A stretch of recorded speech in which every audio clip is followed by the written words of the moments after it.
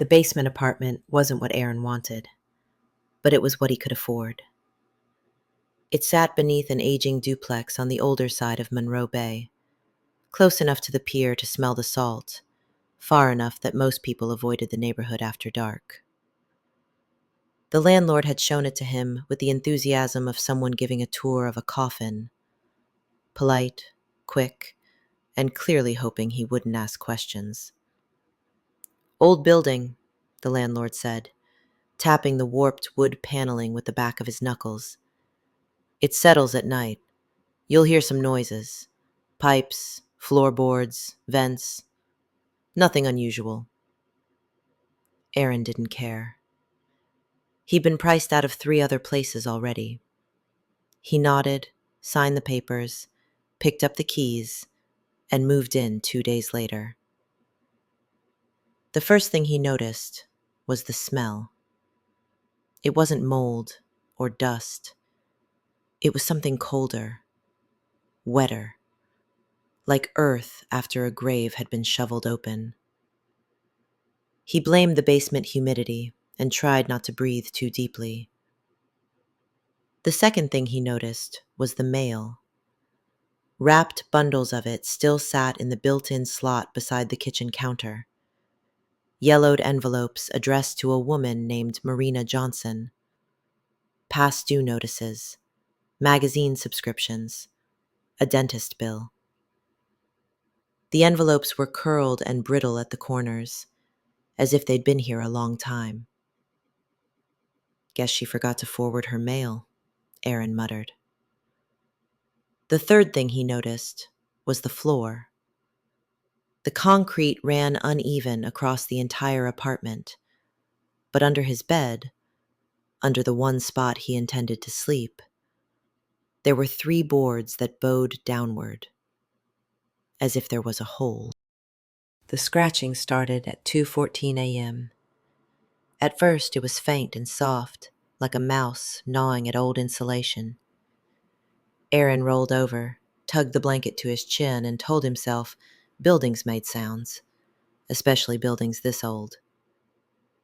But then the scratching moved. It shifted beneath him, under the bed, following the line of floorboards like something dragging broken fingernails along the underside of the planks. When he sat up, the scratching stopped, and a second later, a whisper rose through the floorboards. "Cold, cold. Let me up." Aaron quickly swung his legs off the bed but didn't dare let his feet touch the ground. Instead, he reached toward the lamp, turned it on, and flooded the room with dull yellow light.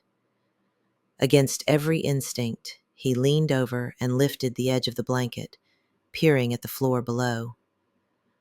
The bowed boards had separated a hairline crack. A draft slipped through, cold enough to sting. Aaron slept with the lamp on the rest of the night. The next morning, he went upstairs and knocked on the landlord's door. The landlord answered, wearing slippers and a weary look. "You're up early." "There's something under my floor." "Pipes," the landlord said quickly. "Or raccoons. We get those sometimes." "Raccoons don't whisper." The landlord froze and swallowed hard.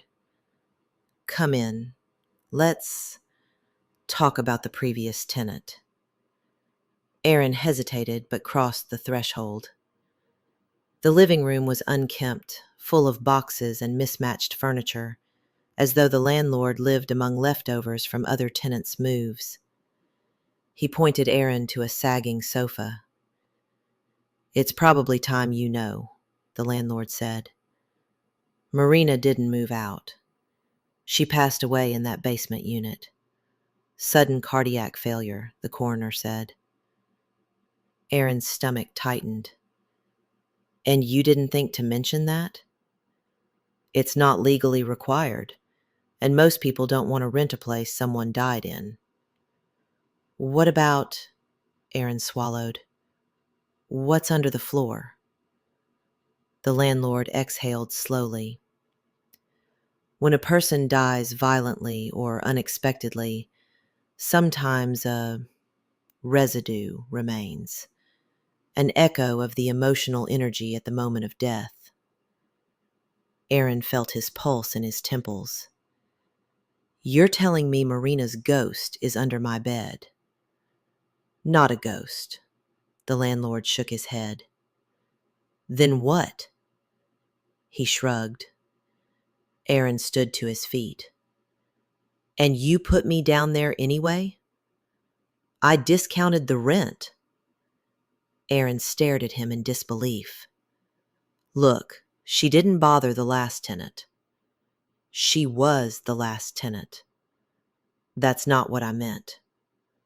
"I'm moving." "You can't break the lease." Aaron walked out, slamming the door hard enough to rattle the frame. That night, he barely slept. The scratching began again around 1 a.m, gentler this time, rhythmic, like nails tapping in thought. Then came the whispers. Cold, cold, colder now. Then the whisper shifted in intonation, pitch, and cadence. It became his own voice. "Let me up," it mimicked. "Please, let me up."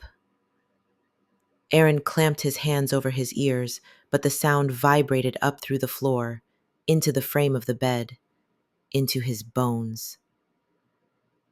By dawn, he hadn't closed his eyes. The third night was worse. The scratching turned frantic, clawing, desperate.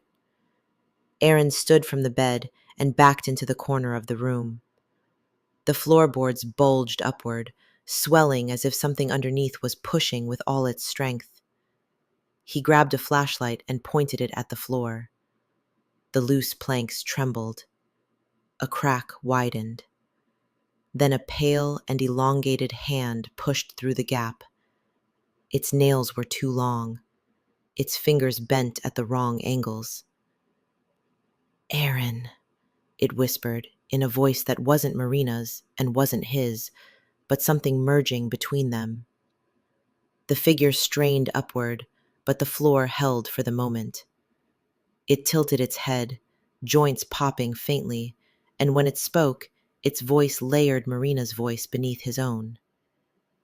"You're in my room."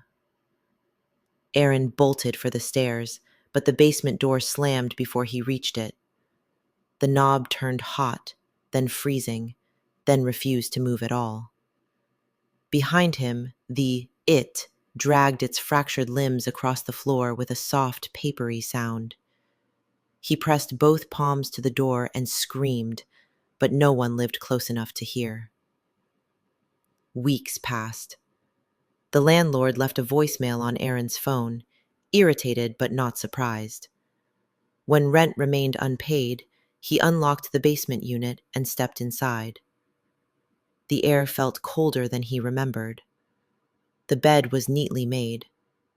Aaron's clothes still hung in the closet. He stepped closer to the bed, and the floor groaned beneath him. A faint whisper hissed upward through the boards. Not in Marina's voice, not in the old voice he remembered. This one was new. "Cold, cold, let me up." The landlord backed out of the room and locked the door behind him.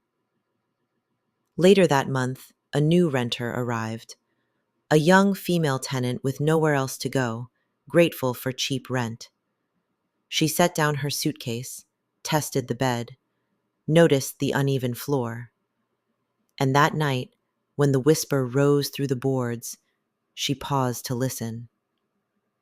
Under the floor, something shifted. Not one thing, two, both wanting their room back.